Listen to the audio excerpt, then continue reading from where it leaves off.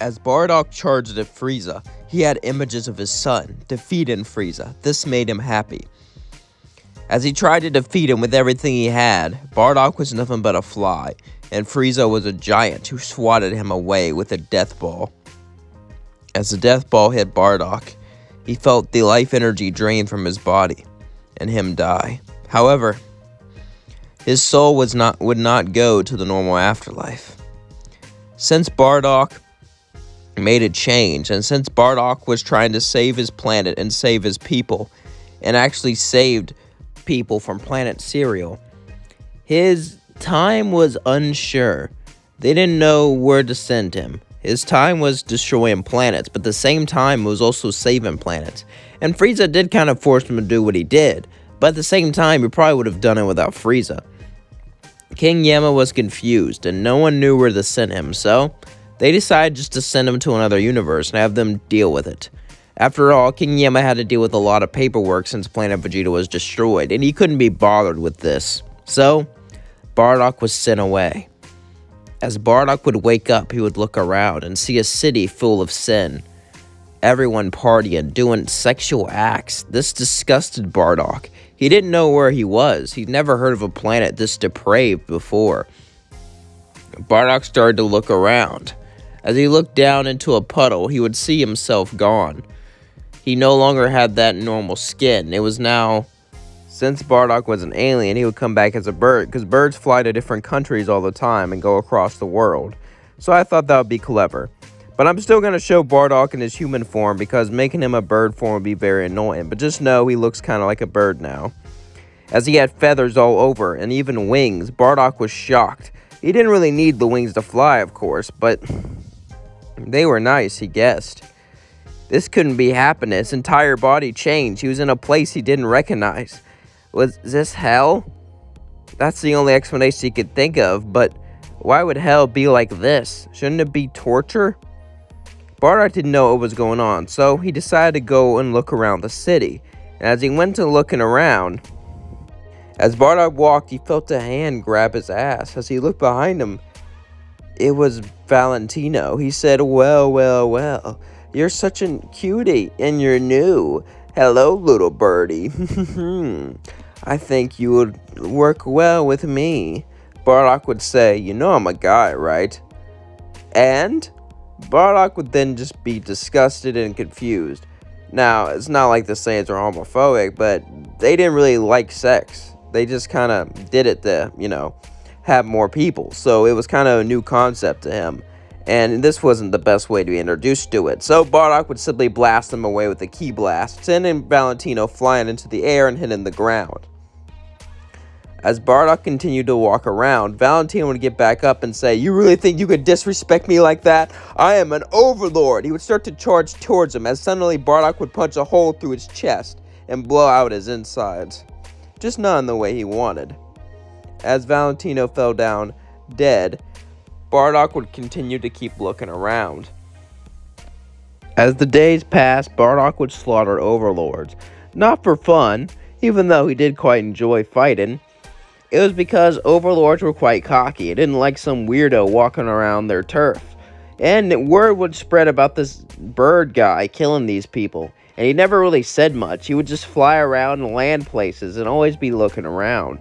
Bardock was looking for a way out of this place, but he couldn't find it. He needed to get out. He needed to see his people, and he wanted to see his son. However, he would find a poster for the Hazbin Hotel. As he would grab it, he would walk in. Charlie would actually be excited. Even though she'd heard rumors about this guy, he only really attacked overlords, and we really didn't know much about him, so it's possible he did want to be redeemed. Vaggie held the spear up to him, as he said, you really think you could kill me with that thing? She would say, oh, trust me, this can erase souls. Bardock would smirk and say, oh yeah, you're gonna have to hit me with it to erase me, and I'm too fast for you. Charlie would say, can you please stop? Bardock would say, fine, as he would sit down. Bardock was now a part of the Hazbin Hotel, and he would settle in surprisingly quite well. Bardock was tired of destroying things. All he wanted to do was settle down. He remembered Planet Cereal and the boy he saved. And even though this was hell, this was still his new home, and he was going to try to make it as homely as possible. Bardock didn't talk much to anyone. Everyone was quite suspicious of him, except for Charlie. And, well, Alistair would try to talk to him one day. As Bardock was in his room, Alistair would walk up to him and say, "You seem different. You're not from around here, are you? Are you even a sinner?" He would get up and say, "I'm definitely a sinner." He would laugh. Alistair would say, "Is that so? What's your story?" Bardock would say, "Well, I don't see no harm in telling you." So Bardock would tell him everything, and he thought he was crazy. An alien from some other planet that was killed by a giant ball in the sky and suddenly was back on hell. Alistair could feel he wasn't lying or messing with him. This shocked him even more. Bardock was some crazy guy with a lot of power. Alistair would look at him and say, "So, you're unhinged. That's all right. I work with your type a lot." Bardock would say, "Unhinged? You think I'm lying?" Alistair says, "Yes, not to me though, to yourself." Bardock would say, "Screw off." As Alistair would say, "No one tells me to screw," but then Bardock would charge up his key as he said, "Are you threatening me?" As then Alistair could feel how strong he was. Maybe he was telling the truth. After all, he's so strong. But that's impossible. Alistair would just say, "Never mind," as he walked off. Bardock would get settled in. And even though he didn't know what beer was, and at first the taste was so gross, he would eventually get used to it. And it was nice to drown out his sorrows on the bar. He would talk to Husk quite often. He would get along. Husk liked him because, well, he didn't really talk to him until Husk talked to him. And he never really overshared. He never really flirted with him. And to be honest, Bardock never acted like he was something he wasn't. He was always true to himself. True, he was trying to change, but he was who he was. He wasn't superficial. He wasn't trying to scare anyone. He just relaxed and acted like he was himself. And Husk respected that, since a lot of people act differently in hell. Since they want to try to look scary, or they try to clear themselves off, wall themselves off from the pain. But Bardock didn't do that. Even though Bardock felt pain, he embraced it. It was a part of who he was. It was a part of being a Saiyan. And Bardock was okay with that. He accepted the bad things he did. And he tried to get out of hell. However, something would happen.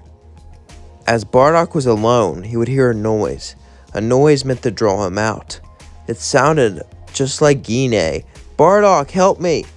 He thought it could be a trap, but he didn't care. He flew straight towards it. As suddenly, it was Adam. "I had to do research on you, little kid. I've heard about you. The hot shit killing overlords joining the Hazbin Hotel. I know what you want. You want out of this shithole.